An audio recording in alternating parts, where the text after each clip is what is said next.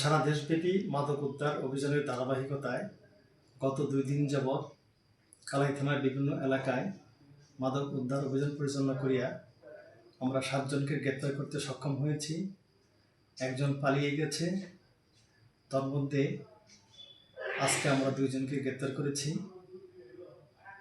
একজনের কাছ থেকে 100 পিস ট্রাভেন্ডাডল, 6টি বাটন মোবাইল, একটি অ্যান্ড্রয়েড ফোন এবং মাদক বিক্রয়ের 19,394 টাকা উদ্ধারপূর্বক জব্দতালিকা আমলে জব্দ করেছি। গত 2 দিনে আসামিদের নিকট থেকে সর্বমোট 141 পিস ট্রাভেন্ডাডল উদ্ধার করতে সক্ষম হয়েছি। আসামিদের বিরুদ্ধে আইনগত ব্যবস্থা নেওয়া হচ্ছে।